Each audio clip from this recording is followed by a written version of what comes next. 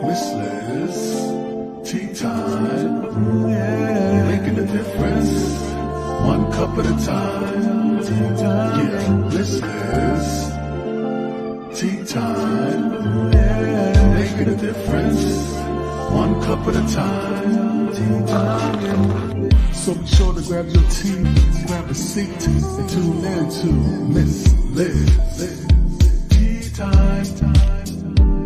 Making a difference, one cup at a time. Tea time, yeah. Tea time, time.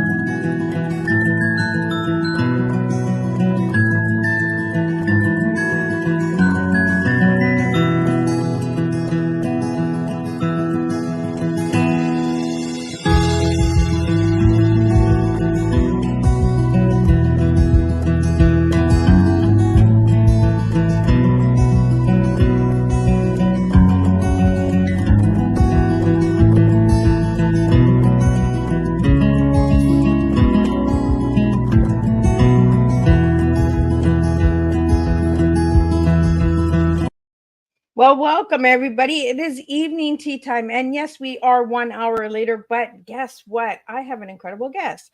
I have Christina Krauss in the studio, and she's a full-time essential service worker, a mom to two beautiful kids, children's author, animal foster care mom, and a new owner of an Airbnb. We're going to talk about it all tonight on Tea Time. That's right. We're going to do something a little different. We're going to spill a good, strong tea. So grab your coffee, grab your tea, grab your glass of juice, glass of wine, beer. You do not need to drink tea on Tea Time with Miss Liz. So let's get started here and let's get Christine in the studio in a couple of seconds. Disclaimer for Miss Liz's Tea Time live show. Miss Liz myself is going live using StreamYard. Before leaving a comment, please grant StreamYard permission to see your name at StreamYard.com. Please be advised that the content brought forward for any Tea Time show hosted by myself, Miss Liz, is always brought forward in good faith. However, may bring forward dialogues and opinions that are not representative of my platform. The facts and information are perceived to be accurate at the giving time of airing. All Tea Time guests and audience participants are responsible for using their good judgment in taking any action that may relate to the discussion.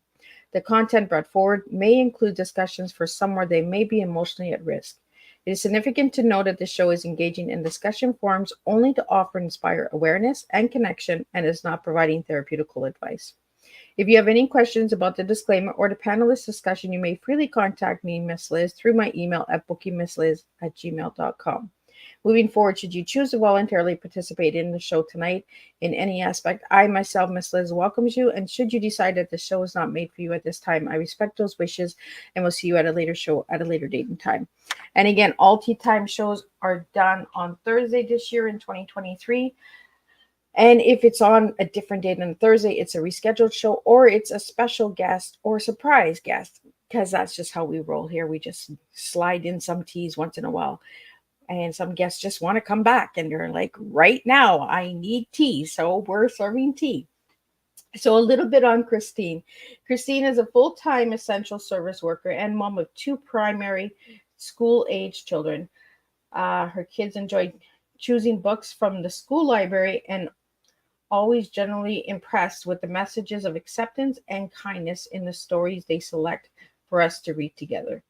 During the pandemic, they had to get creative to keep their home an exciting and positive space that they wanted to spend a lot of time at. Her entire family loves animals, so they decided to foster a litter of kittens over the Christmas holidays. They brought so much joy into their lives that they plan to continue to foster animals as much as possible. Then they saw Teddy, and we'll be talking about Teddy tonight. Teddy just belonged with our family, and we knew in that moment we met him. Since that day, He has made their family very complete and unique, and the characters have inspired a series of stories that we hope to share with other avid, avid child readers that love animals. Now, let me get Christine in here and let me grab a sip of my tea here. So let me pop her in. Welcome, Christine. Hello, Miss Liz. Thank you so much for having me.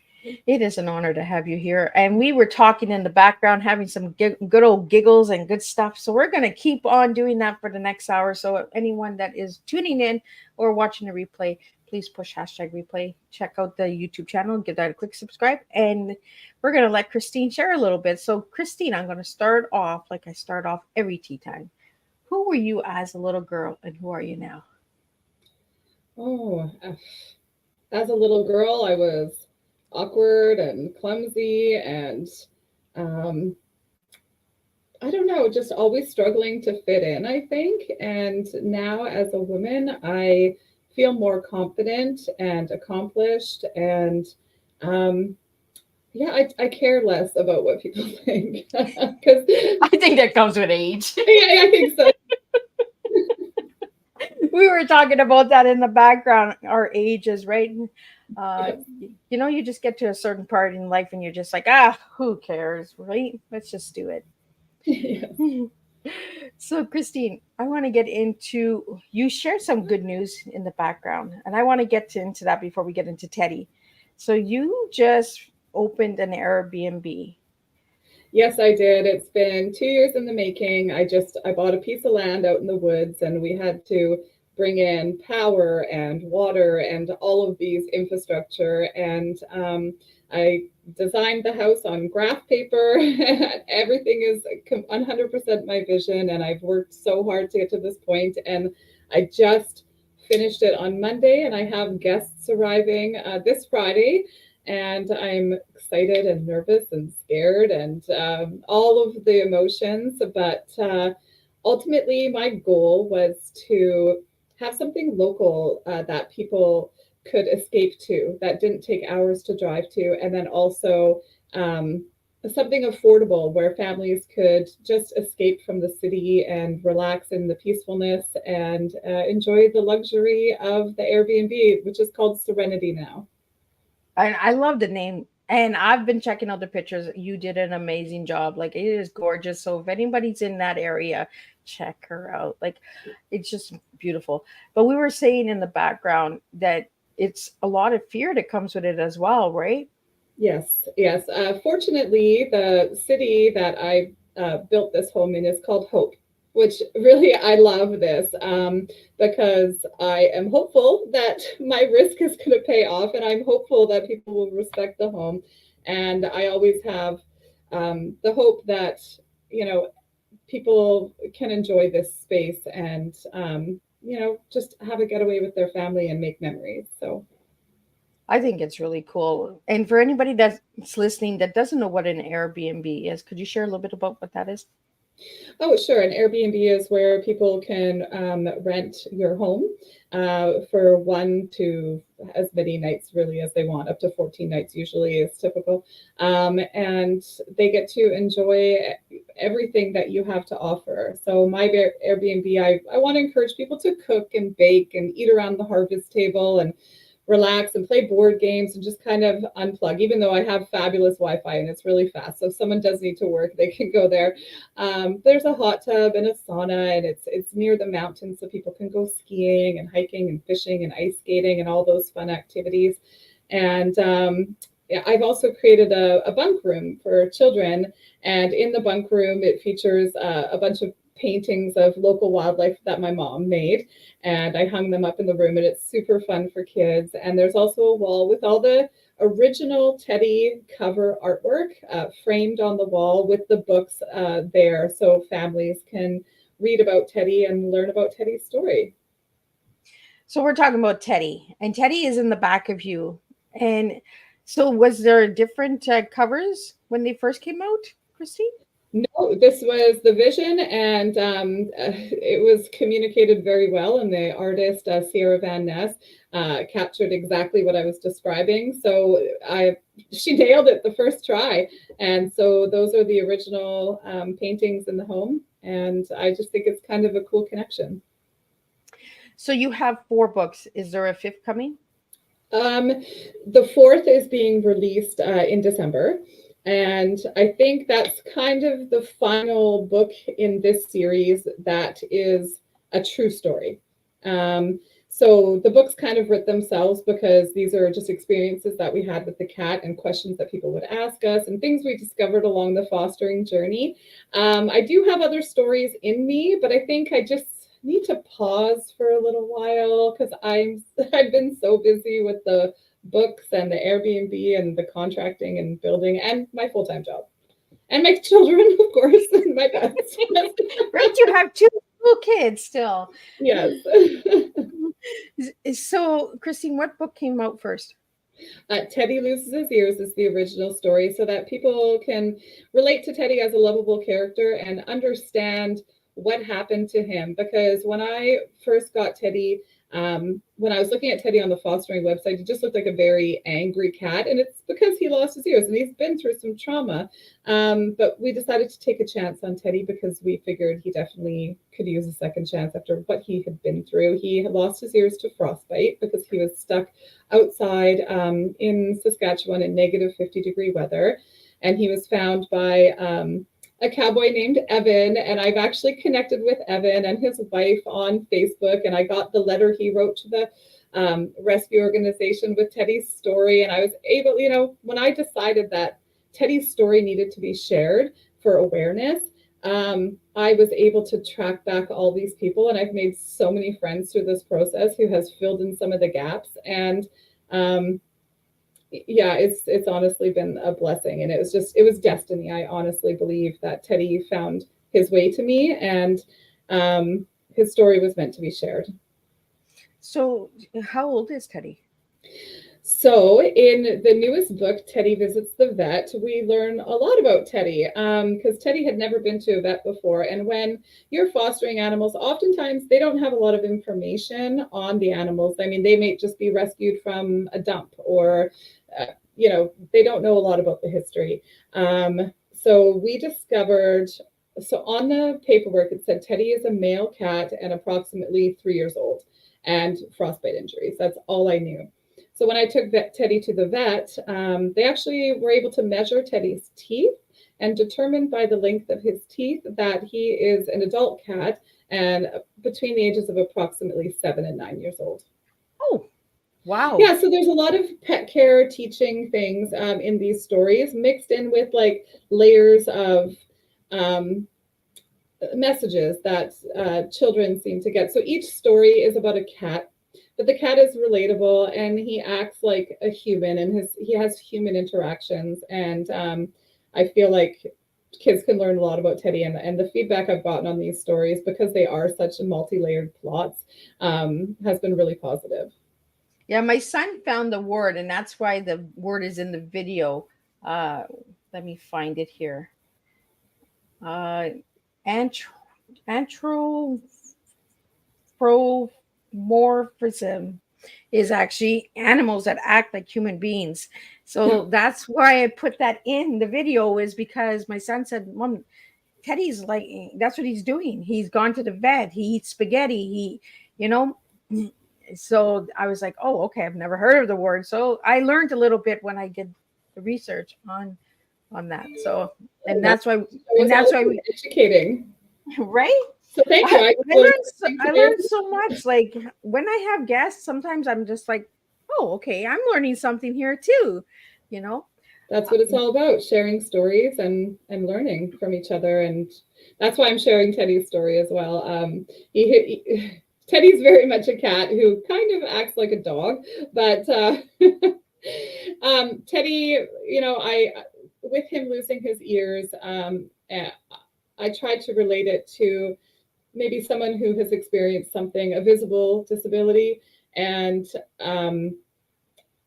you know, it's his feelings of like, am I going to be accepted now? I look different.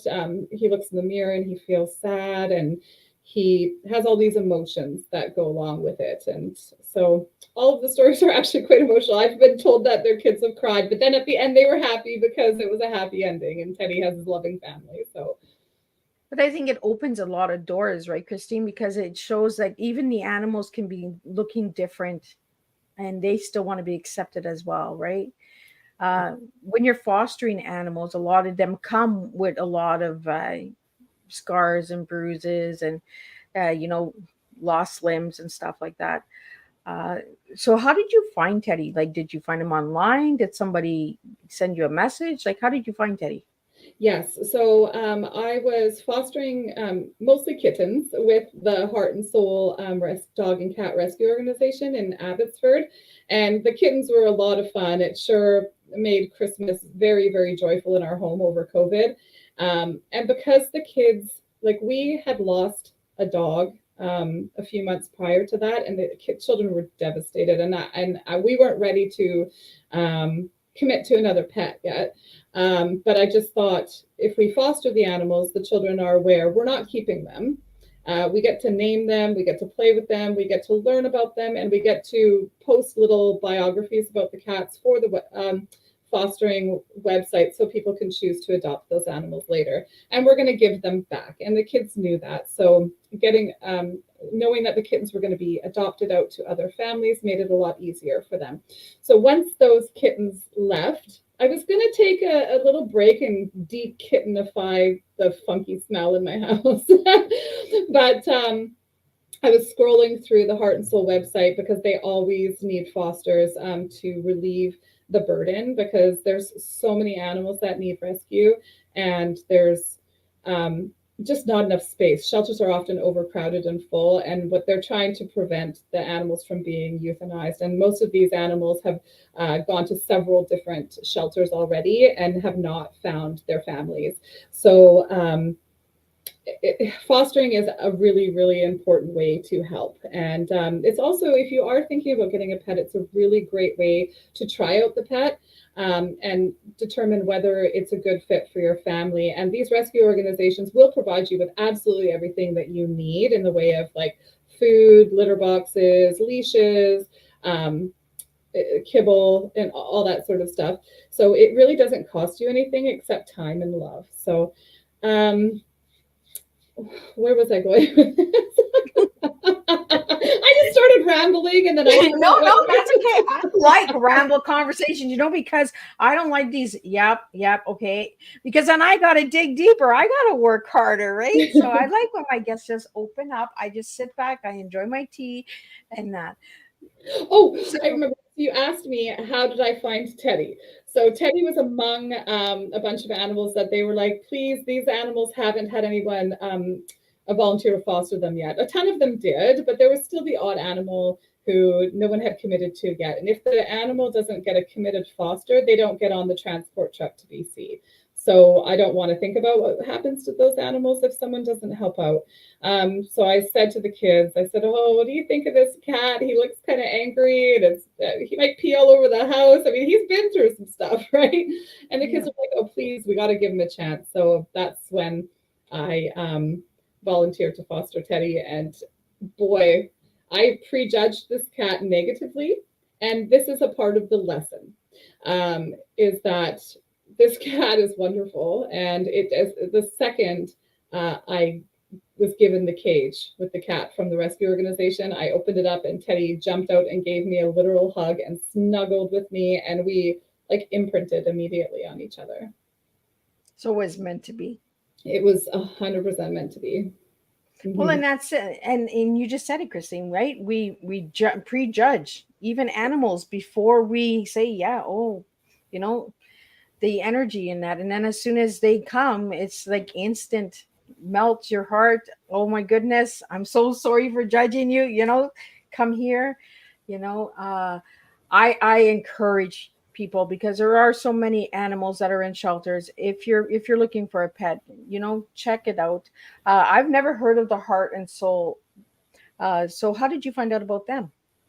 Well, I saw on Facebook that a friend of mine was fostering kittens. And so I said, well, how do I get involved with this? And then she sent me the link and I joined the Facebook group. And then from there, they post when they have intakes of animals and you can just volunteer. And there's they do a little bit of a reference check just to make sure your home is suitable and that sort of stuff. But for the most part, it was a really easy process. And I felt grateful to be involved because these volunteers are true heroes.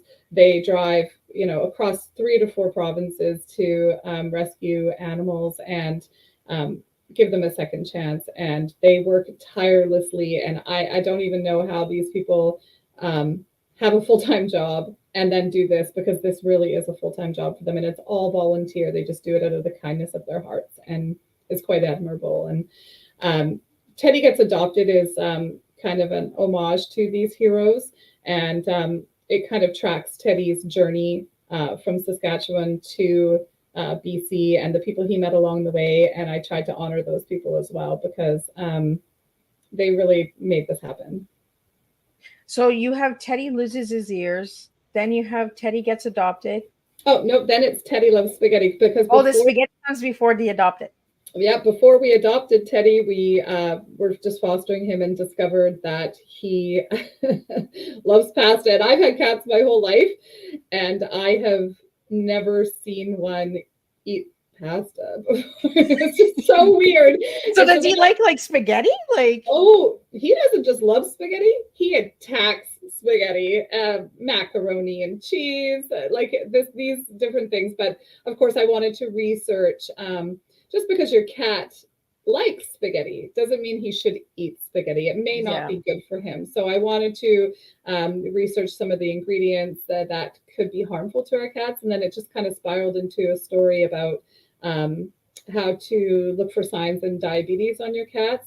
And then also it's a story about nutrition for kids and alternatives to food-based rewards, because I also was quite overweight after having both my children and that sort of thing. And it was a big struggle. And while I was on my journey to lose 100 pounds, I had to think of different ways to reward myself that didn't include food, because that seems to always be our go-to. So I kind of wanted to teach that to children in relation to pet care. And then also there's friends at your school who, like my nephew has type 1 diabetes, so he has to wear an arm port to monitor his sugar levels throughout the day. So I wanted to educate children a little bit on diabetes awareness in pets and people. I think that's really cool how you did that. I just got diagnosed with diabetes too, and I think that that's really important that we educate. And looking at the storybooks, you wouldn't think that that's what the stories are about, Yeah, you don't think there's so many deep emotions and feelings and stuff in them, because they just seem fun. It looks like something a book that a child would want to grab and read, but then they might be surprised. The families who read them together would be surprised, and there's lots of opportunity for discussion with your children on these topics. I think it's really cool what you did, Christine, because it bedtime stories is a good time for conversation, or even evening stories, grandparents and parents sitting down with their little ones, reading a story and having that open conversation and getting them educated at the same time. So for each book, you've actually brought in good discussions, like educational discussions. So, yes. And so Teddy Loses His Ears. So what kind of discussion is in that book for the little ones? Probably just Teddy's emotions about how he now looks different, and fielding all of these questions from other friends, like, can you still hear? What happened to your ears?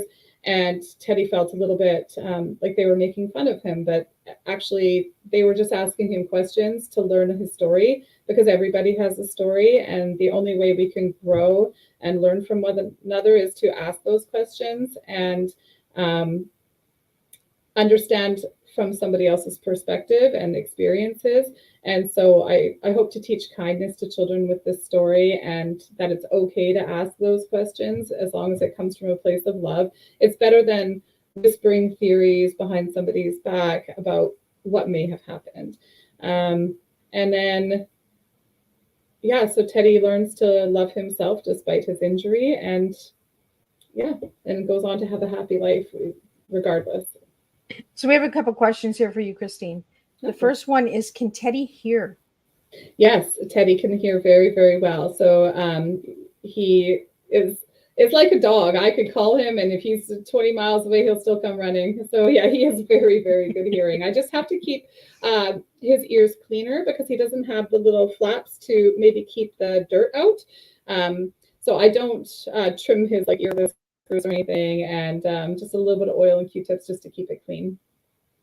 But not a lot of extra effort. So he can still hear, like he's really good. Like, Is it the whole ear that's gone, Christine, or is it like partial ear? Teddy has little tiny nubs, and it looks like a teddy bear.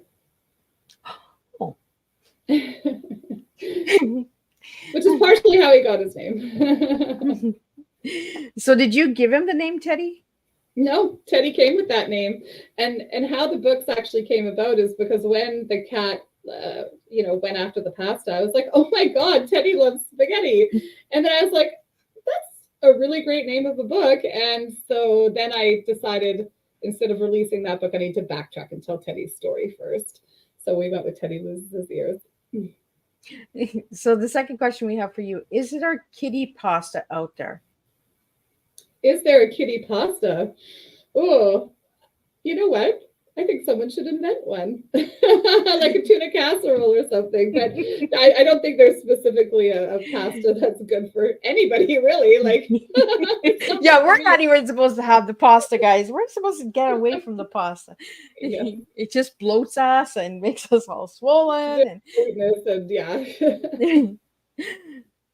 So, how did you do the research? Like for Teddy Eats Spaghetti, when you went to the vet with Teddy, did you mention the spaghetti, and did they say that it was good? It wasn't good? Like, I actually didn't mention the spaghetti to the vet, but I mostly was more concerned about the sauce, the ingredients, because I put onions in my spaghetti sauce and lots of vegetables, and onions are actually really highly toxic to animals, and just as though grapes and chocolate are toxic to dogs. So I only gave a few examples in the stories and just encouraged people to do the research on their own, as well as researching food labels for themselves and reading those nutrition labels. So that's kind of what the book is about, is making sure you research what your pet needs and what is healthy for your pet and for yourself. So what's in the onions that makes it toxic? Well, gosh, I just don't know. That's a very scientific question. I'm just learning that now. Like, I would have never expected onions to, because we put onions on our feet when we're sick, when we got a cold. Yeah. So I guess so technically you would think that it would be healthy for everybody, but cats are strictly carnivores, and we dive into the definition of omnivores and carnivores in the book and kind of dissect those terms for children so they can assimilate them a little bit better, and understand that cats should strictly eat meat. They really should not have anything else. Oh, I'm learning so much tonight on this tea time. I'm just like, oh, okay. Because I do buy the cat food for my cat, and it has the vegetables in it. So is that a good thing, or is that not a good thing? There's a cat food with vegetables in it? I'm surprised. I mean, it's the little green cans. I don't even know what the name of it is called. I can't think of it, but it's got carrots and stuff in it. Well, I guess those pet food makers have determined that vegetables would also be okay. Because I know with dogs and stuff, when they have an upset stomach, you would give them a can of pumpkin, and that would soothe their tummy. So yeah, I guess it's okay. Well, I'm gonna double check now, because I'm gonna be like, oh, I'm worried about my baby, because that's my baby, like that's my child. And she's like a dog too. Like, she gives me high five for her treats and all of that stuff. Oh my God, I love it. Animals are just like kids. Like, you got to really open up and get to know them. They each have their own characters. So is there something that Teddy does that just amazes you besides eating pasta? Teddy sleeps with me, and Teddy will wrap his paw around my finger and we'll hold hands at night, like all night while we sleep. Oh, wow. He's so cute. It's just so cute, He's honestly. a love bug. Uh-huh. Yes. And Teddy also, because of his injuries to the frostbite, he can't really purr. I think maybe he had some respiratory issues from the freezing cold, but he is a very happy cat, Oh. despite not being able to purr. See, we're learning Sometimes you so can, much out there. Like, the frostbite causes, like, the lack of but I guess the coldness, right? It affects all of their organs and that as well. Like, how Mhm. long was Teddy out? Do you know, like, how long he was out in the cold? Or I do not know how long he was out there, but I know it took almost a year for him to recover from his injuries with me. He had very chapped paw pads, so I would put coconut oil on those because it's safe if he licks it off, and it did do wonders to heal his paw pads. And he was very sore, like his muscles were very, very sore, probably from being frozen and just kind of atrophied maybe. So Teddy did not like to be pet in certain areas of his body, which we learned about and respected that. But now Teddy doesn't seem to mind. I can touch Teddy anywhere on his body, and he seems to enjoy it as opposed to being in pain. So, well, it's just like what you said, right? Maybe he was in pain, and now that it's all healed because we don't see what's underneath the fur, right? that's right. So when you brought Teddy, he lost his ears, then he got the spaghetti, then he got adopted. So what's the message in the Teddy gets adopted? In Teddy Gets Adopted, I encourage children to be helpers in their community. And I also like to educate, mostly in this story, about becoming a foster parent to animals and encourage adoption because there's a lot of wonderful animals that need a home. And it was also to pay tribute to the heroes who helped Teddy. And there's a geographical component in this story as well. So children can see a map of Canada and they'll see where the van picked Teddy up, and all the rescue organizations are that Teddy visited are highlighted along the way. And I created QR codes for those rescue organizations so that people can donate if they feel a connection to that organization in their area, because donations are always needed. And then also in this story, it talks about, like, you don't always have to help with money or even becoming a foster, because I know that's not feasible for everybody, but you can, like, I give options of what you can do. So maybe people can go and get extra blankets and towels that they're no longer using, or I don't know, if they get donations, like sometimes pet food companies, I just recently got a couple cans of dog food in the mail as a sample. I collect those things up and donate them if you can. Baby bottles and just bowls, extra bowls, or it's all sorts of things. Old pet carriers. I mean, all of that stuff is very, very welcomed at the rescue organizations, as well as money. Obviously, is the best thing. But for children, they don't have that. So I'm trying to encourage them to think of ways that they can be helpers. I think that's really incredible what you've done with these books. Like, I want to grab all of these books for my granddaughter and, like, kind of have a story time with her. She's going to be 3 in March, and I think so. What age range are the books good for? Yes, I have children as young as 2 years old who love these stories, and they will not go to bed without having their parents read them a Teddy story. And the parents send me pictures of their kids hugging them tight. It's just adorable. But I usually test out these books on my children who are 8 and 10. And we have a lot of friends in the neighborhood who are 12 years old, and they love the stories. And they're if there's a birthday party, I'm like, what do you want for your birthday? They're like, I want the newest Teddy book. So it really, adults love these books. So it really is appealing for all ages, whether you're reading it to your child or letting your child read it to you. I think that it's really important that you said that, Christine, because, it's the little kid in us. Like, we want to read children's books too. Of course. So, Christine, do you have any plans of making like a teddy bear out of Oh my Teddy? God, I actually have one. I just took it to the Airbnb. It was sitting here on my desk. I made only 10 stuffies of Teddy, and the stuffy of Teddy is holding Teddy's favorite toy, which is at home. It's the tag says Fat Mouse, but Teddy is so playful still as an adult. he throws this mouse up in the air and bats it around and plays with it. And it really is the only toy this cat likes. So we have incorporated that in each story. So on every single page of every book, there is a hidden mouse for children to seek and find. Oh, well, look at that. Yeah, we just like incorporating all the truth of Teddy, and then, and make it more fun for kids. And I know children also like Easter eggs. I don't know how old your children are, but mine are in their 30s. Oh, well, okay, so I'm giving my age away. Sorry. Well, hey, we're almost the same age. I was just a geriatric mom. Yeah. So, again, I lost my train of thought. No, that's okay. Sorry. It's old. We're youngins. Yeah, I know, right? Plus, I had a massage after work, and I feel like I might still be a little bit punch drunk from that. The reason why I asked about the teddy bears is because I think it would be cool to have the book and then the teddy bear, right?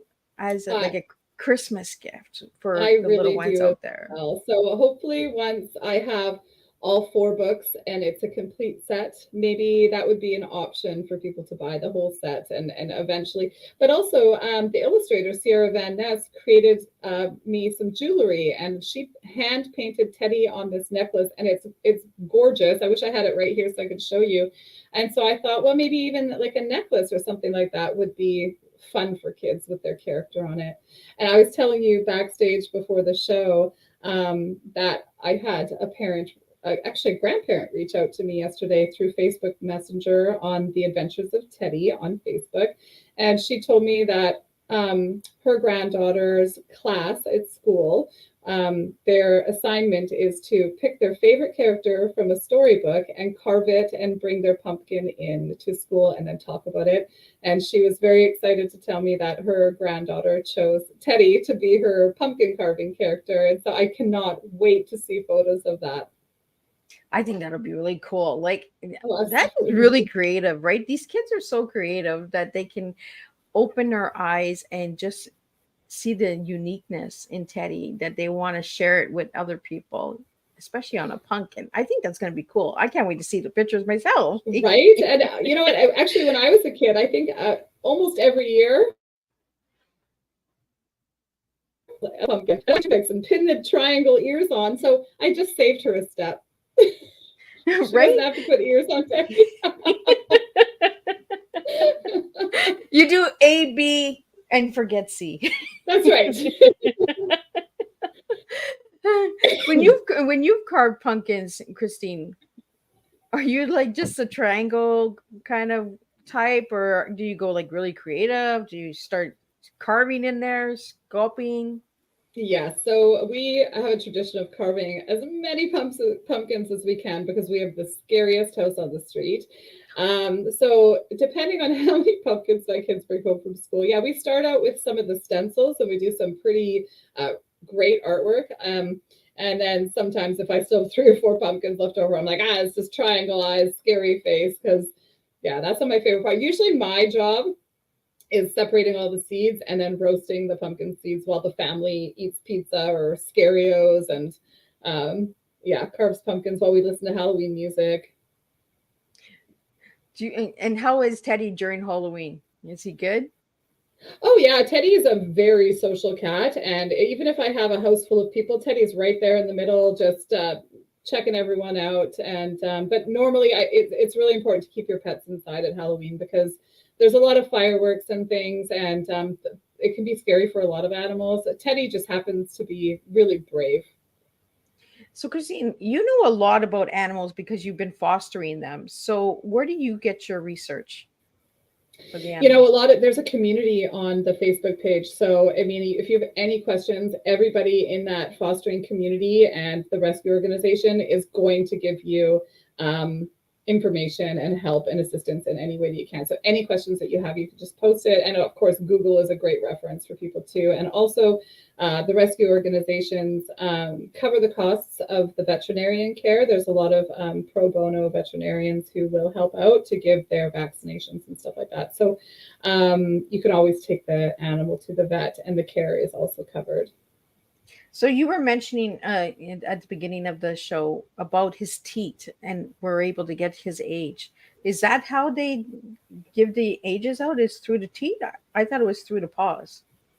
Oh, interesting. Well, he didn't do that with Teddy. He mostly looked at the teeth. And Oh, and I just thought it was really interesting. And in Teddy Visits the Vet, which is the final story that kind of brings it all together, kids can learn what a vet does. He's a doctor for all sorts of animals. And Teddy experiences some fear because Teddy has never been to a doctor or a dentist before. And oftentimes children are a little bit scared to see the doctor or the dentist the first time as well. So, if you have, again, I encourage children to ask questions to a trusted adult who's bringing them to their appointments. And we teach them a lot of terminology, like what a thermometer is, what a stethoscope is, and what the doctor is doing and why. And then also checking the teeth, just like them when they go to a dentist. It's to be healthy. And part of the story is a bit of a surprise ending. And I remember now that was my point with the Teddy Gets Adopted. I hid an Easter egg somewhere in the book for children to find to give them a clue about the surprise ending in Teddy Visits the Vet. And so in Teddy Visits the Vet, it just really celebrates inclusiveness and the qualities of your person that make you very, very special.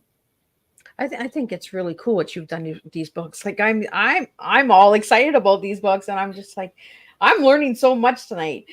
For all my Thank listeners you. out there, if you're enjoying this tea time, share this tea time. Give the YouTube channel a quick subscribe. Check out the podcast stations and all of that. We do have a couple questions here, Christine. How many cats have you fostered? So the first time was 4 kittens, and then it was Teddy, which I failed miserably because it was a foster adoption success. And then after that, I fostered a couple other moms and 11 more kittens all at once. And oh, it was so much fun. Like these kittens were jumping all over the boxes and in my office and knocking stuff over. And I sat there with my child for hours, just completely entertained by these kittens. It is so fun. Yeah. So 11 at one time, plus Teddy, plus the 2 moms. So 14 cats at one time.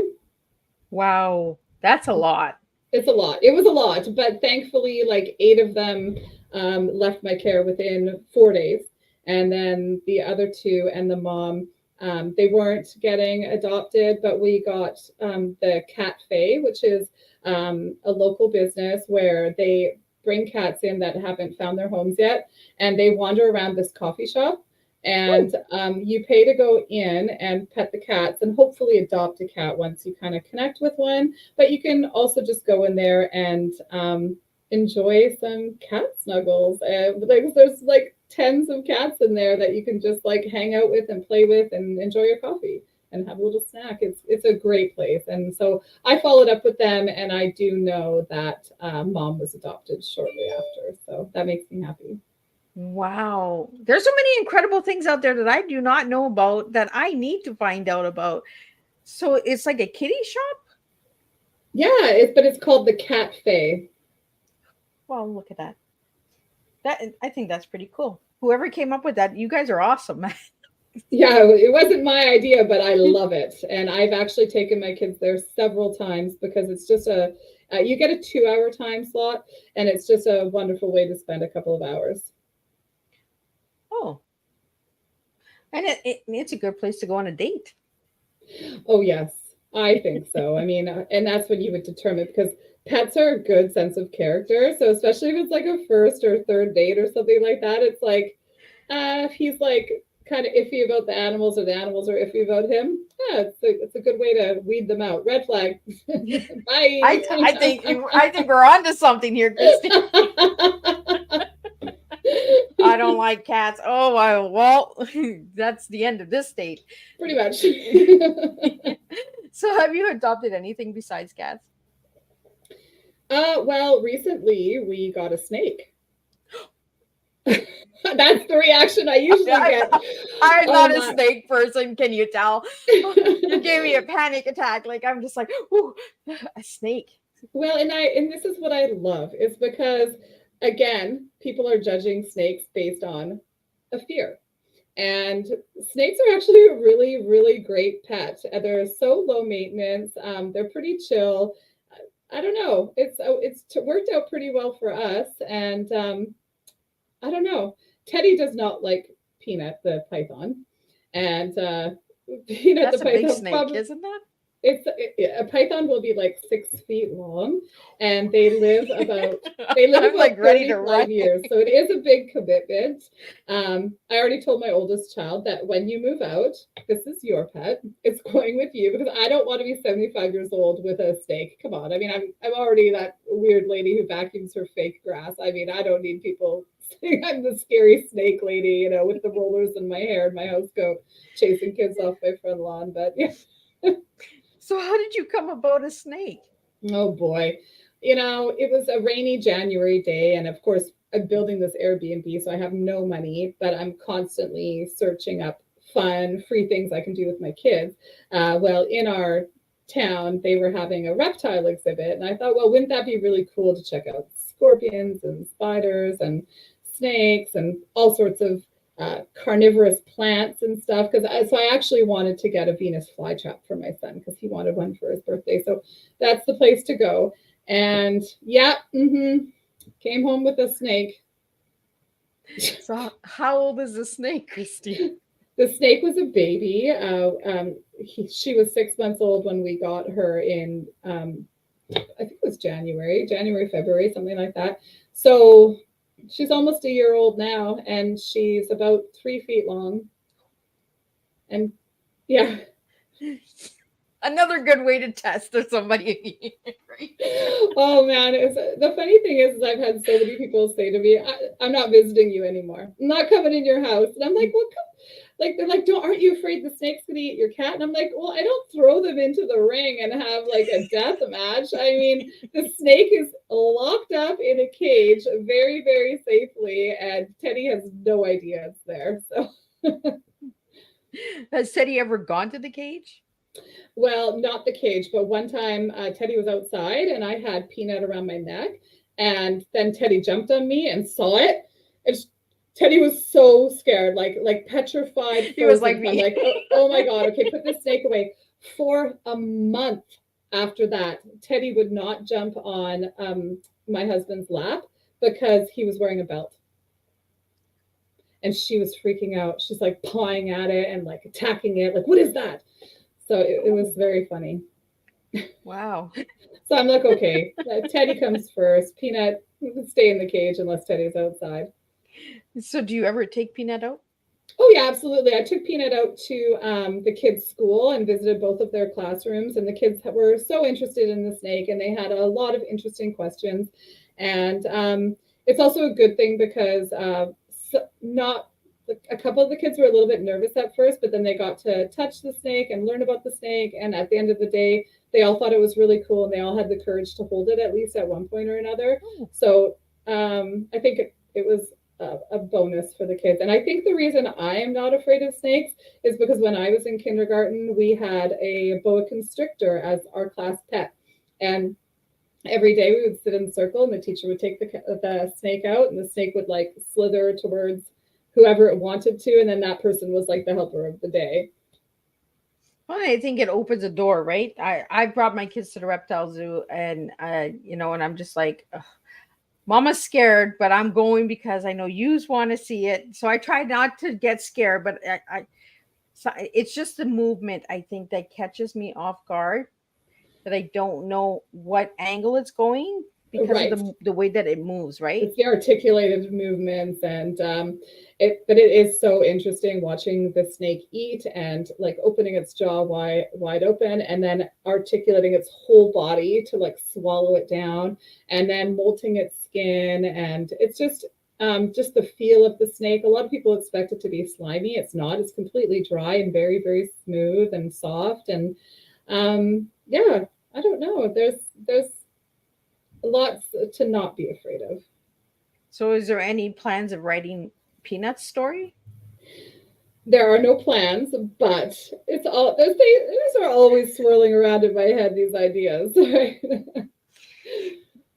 Well, I think your books are very educational, Christine, and it's amazing on how we can take a story and something that has happened in our life and changed our lives and bring it to other people to open up those eyes and the minds and all of that. I think is really cool what you've done. I want to get into your T because we're almost at the end here.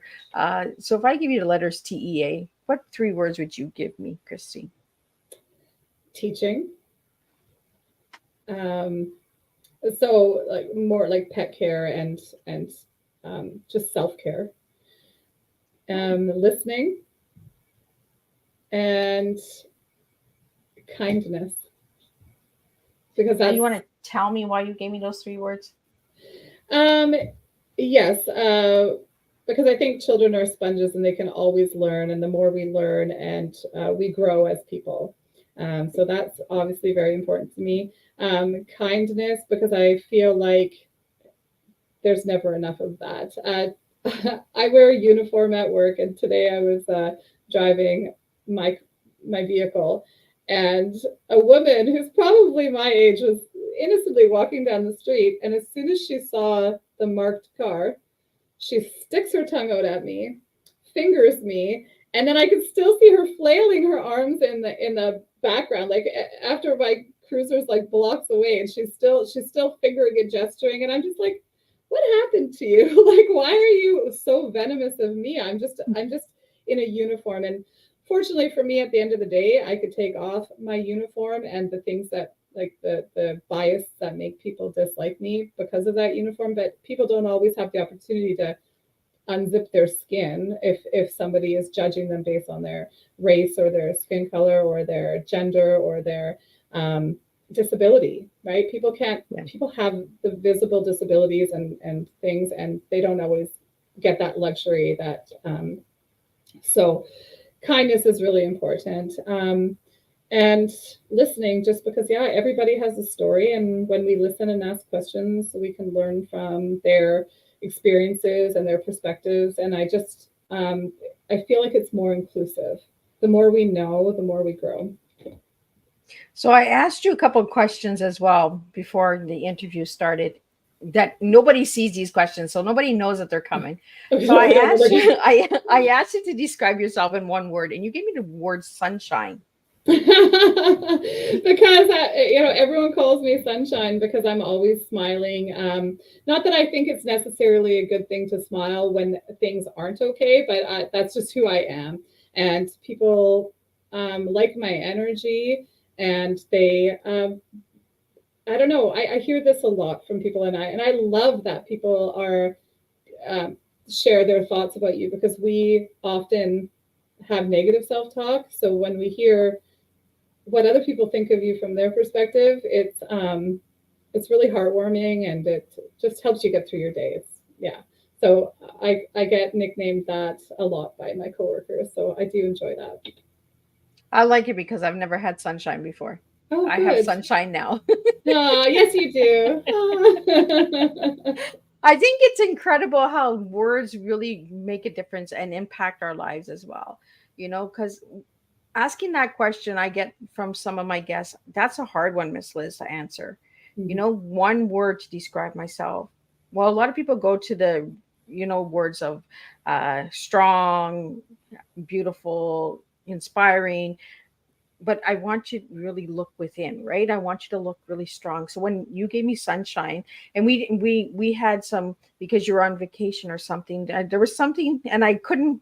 So I was like, I need a word for Christine because the release goes out for the guests, and I had put kind, and you were okay with that. But I understand now why you were okay with it, because you're about kindness.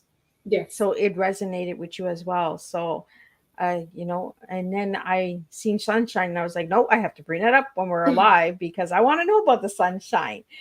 So, and I then wish I I was asked, on vacation. I was putting in so much time at that Airbnb, cleaning and getting things set up and assembling 10,000 pieces of furniture with an Allen key. Oh my God, my thumb was numb for like no, you 3 weeks. did an I just awesome got the job. feeling. Like everyone needs to go and check that Airbnb. Like, I mean, it is gorgeous. And I also asked you your favorite color, and you gave me robin blue. Robin's egg blue. Yes. So why that? It's just such a calming color.